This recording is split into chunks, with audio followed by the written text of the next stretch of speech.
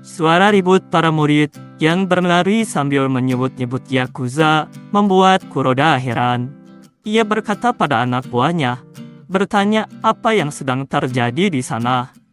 Anak buahnya menjawab bahwa kedengarannya para murid meneriakkan tentang Yakuza. Kuroda sulit percaya karena apa yang dilakukan Yakuza di sekolah. Namun anak buahnya hanya menegaskan bahwa itulah yang para murid katakan. Merasa ini semakin menarik, Kuroda bersama anak buahnya segera berlari mendekat ke arah sumber keributan. Kuroda mencari celah di antara kerumunan siswa. Matanya terbelalak ketika melihat dua orang dewasa yang terlihat seperti Yakuza tengah saling berhadapan. Heizo angkat suara. Percaya bahwa ayah Kitano bukanlah pria bodoh yang tak mampu membedakan tempat. Lalu menyindir dengan tajam, bukankah ini kurang ajar menyelinap ke area khusus anak-anak? Ayah Kitano terbata, kebingungan mencari jawaban. Dari tengah kerumunan, seorang murid berseru, menyebut bahwa dua orang Yakuza tengah bertarung. Mendengar itu, Heizo langsung murka. Ia membentak dengan keras, menegaskan bahwa dirinya bukanlah Yakuza, melainkan jelas pahlawan di sini. Namun para murid justru berteriak panik, menyebut Yakuza itu marah, lalu berhamburan melarikan diri.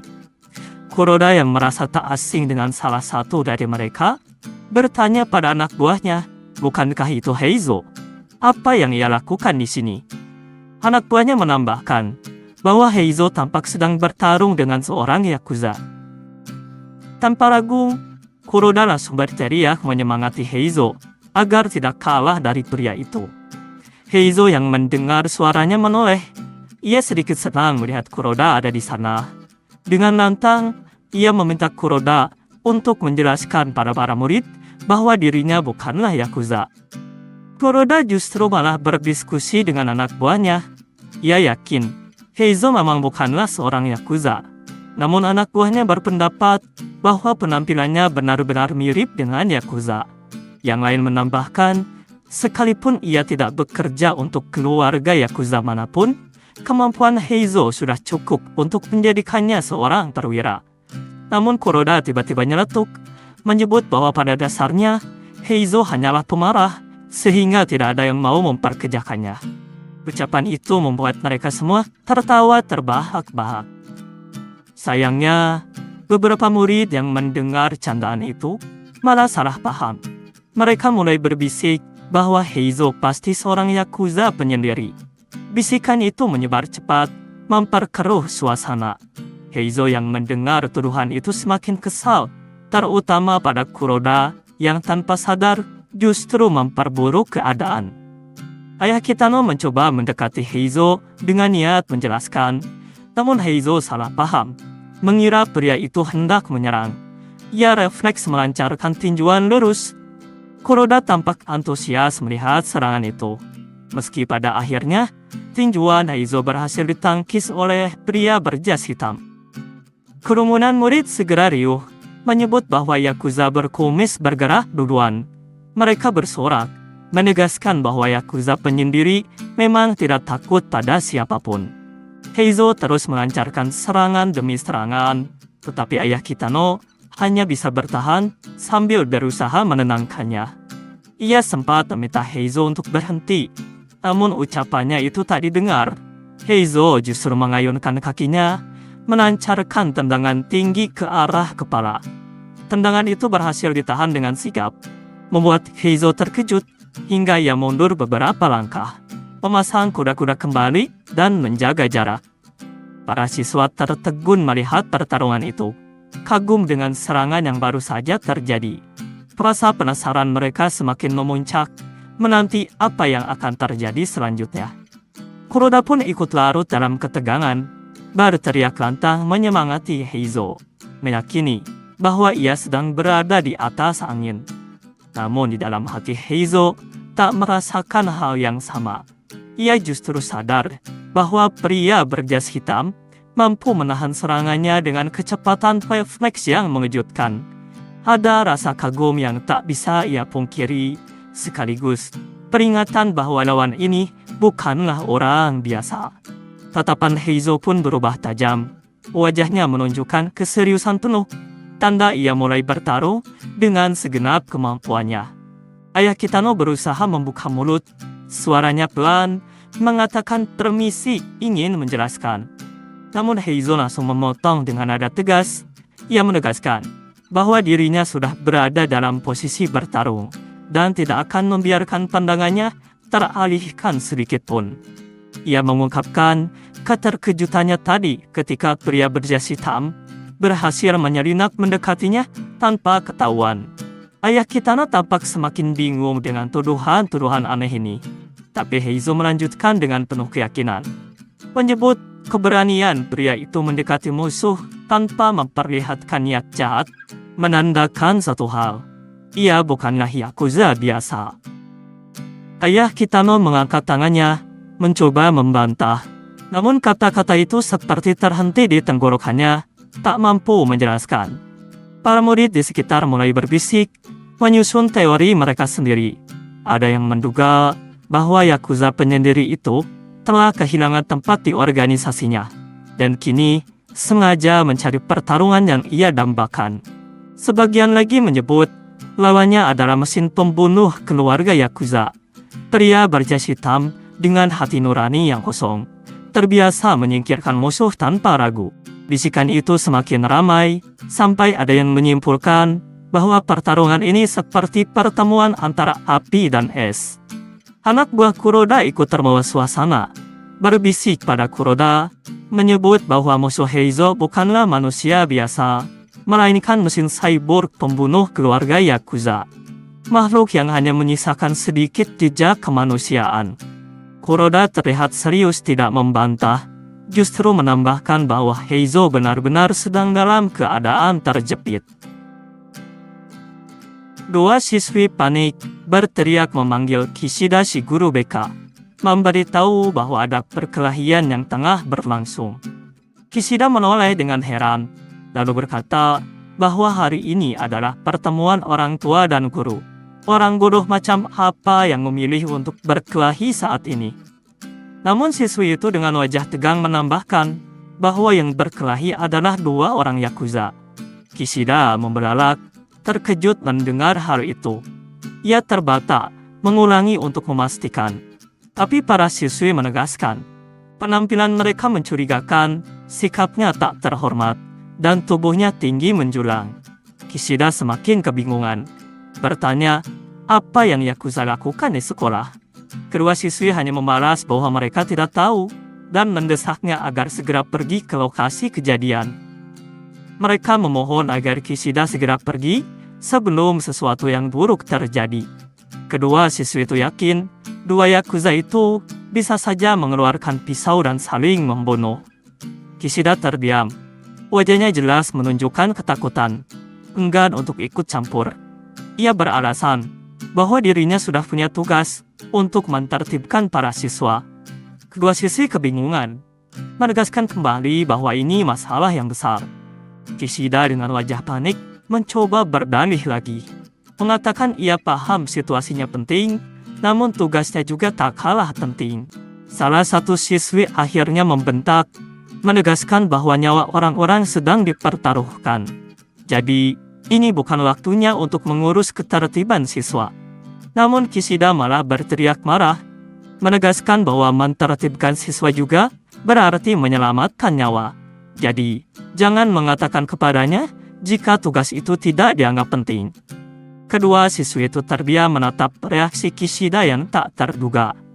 Tiba-tiba, Shirataki muncul, mendekati mereka sambil bertanya apa yang sedang terjadi, dan menawarkan bantuan. Keduanya langsung menoleh. Shirataki menjelaskan bahwa dirinya adalah konselor khusus di sekolah ini, dan kebetulan sedang tidak memiliki murid yang harus ditertibkan. Kishida tampak ragu melimpahkan urusan sebesar itu kepadanya. Namun Shirataki menenangkan, meyakinkan bahwa ia sudah terbiasa menghadapi hal-hal semacam ini. Shirataki kemudian meminta dua siswi itu menunjukkan jalan. Mereka segera mengangguk, berpamitan, lalu bergegas pergi bersama Shirataki, meninggalkan Kishida yang hanya bisa terdiam, menyaksikan mereka menghilang dari pandangannya. Dua siswi itu bergegas memimpin jalan, sementara Shirataki mengikuti di belakang mereka. Langkahnya mantap, namun dalam hati ia termenung. Ia teringat kegagalannya mengatasi Kitano, sebuah noda yang membuatnya merasa berhutang budi pada kepala sekolah. Ia tahu tak bisa begitu saja kembali ke jajaran komite pendidikan.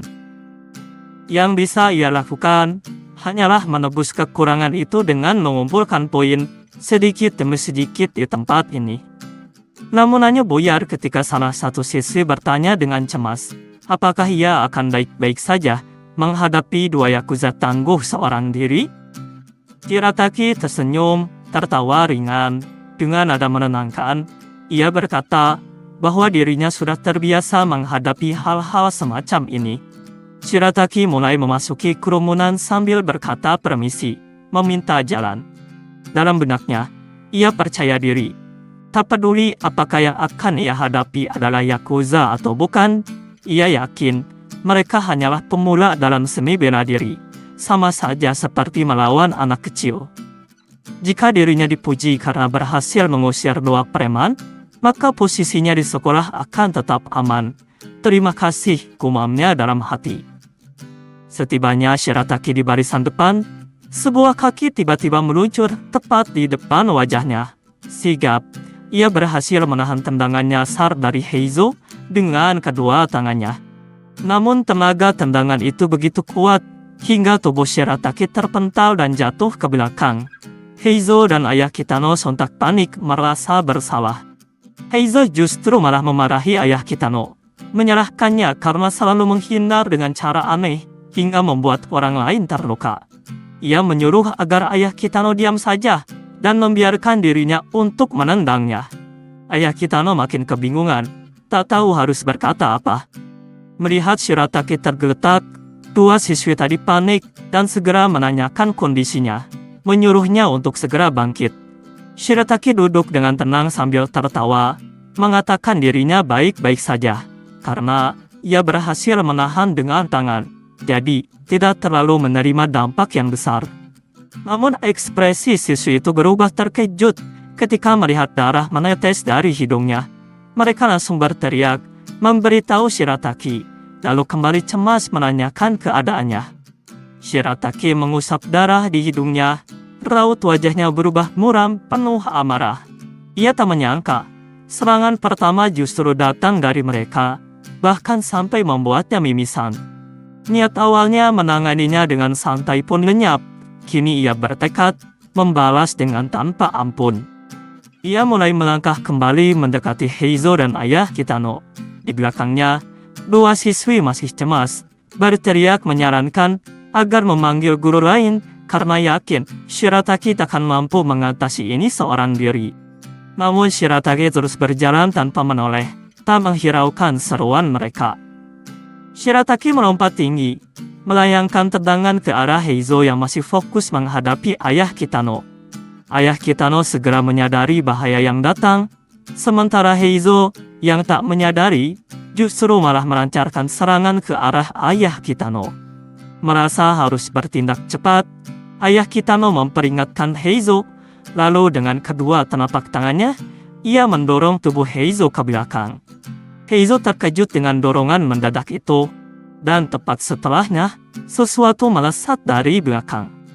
Shirataki mendarat keras, tendangannya meleset berkat dorongan ayah Kitano. Heizo kaget melihat seorang pria tiba-tiba meluncur dari atas. Sementara itu, Shirataki menatap penuh minat pada dorongan dua telapak tangan ayah Kitano yang barusan ia lihat. Heizo langsung memarahi Shirataki, menyuruhnya untuk berhati-hati karena tadi hampir saja mengenai dirinya. Namun Shirataki tampak tak peduli, matanya terus tertuju pada ayah Kitano. Ia cukup terkesan melihat bagaimana pria itu maju ke depan, menghindari pukulan pria berkumis, lalu menyerang dengan dua telapak tangannya. Dari gerakan itu, Shirataki yakin ayah Kitano bukanlah orang biasa. Merasa diabaikan, Heizo semakin kesal dan menanyakan Apakah Shirataki mendengarnya? Shirataki hanya menoleh santai, lalu menyuruhnya untuk diam. Menurutnya, pria ini terlalu sulit diatasi oleh Heizo. Jadi, biarlah ia yang menggantikannya.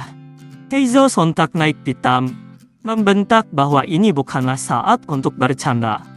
Kuroda yang menyaksikan dari kejauhan, mendadak menangis, merasa perkataan Shirataki ada benarnya. Ia mulai khawatir, pertarungan antara dua Yakuza jelas berada di luar kemampuan Heizo. Anak buahnya yang ikut terhanyut suasana segera bertanya, apakah pria yang baru saja muncul itu juga seorang Yakuza? Dengan penuh keyakinan, Kuroda mengangguk. Menurutnya, orang itu berani melompat ke tengah pertarungan antara dua pria kekar. Tak mungkin ada orang biasa yang nekat melakukan hal semacam itu tanpa keterlibatan langsung. Heizo, dengan polosnya, justru terlihat serius mendengarkan penjelasan ngawur Kuroda. Shirataki bergumam pelan. Serangan dua telapak tangan membangkitkan kenangan tak menyenangkan baginya. Sementara itu, ayah Kitano hanya bisa meminta maaf dengan wajah kebingungan, tak mengerti apa yang sebenarnya sedang berlangsung. Heizo, yang sudah terlanjur mengira Shirataki juga seorang Yakuza, mulai bergerak maju. Ia melancarkan serangan sambil mengancam keras, menegaskan bahwa mereka tidak akan lolos karena telah membawa pertarungan Yakuza ke dalam sekolah. Shirataki tampak waspada, segera melancarkan serangan backhand. Namun Heizo berhasil menangkisnya hingga membuatnya terkejut. Heizo yang marah langsung membalas dengan tendangan, tapi Shirataki sigap menghindar. Serangan demi serangan, tendangan lalu pukulan terus mengalir, memaksa Shirataki untuk terus bertahan. Akhirnya, Heizo melancarkan teknik pamungkasnya, tendangan tinggi samping ke arah kepala. Shirataki menahan dengan tangannya, wajahnya jelas kewalahan. Heizo lalu mundur, mengatur kembali posisinya. Heizo keheranan, karena hari ini untuk pertama kalinya, tendangan andalannya berhasil ditahan 2 kali.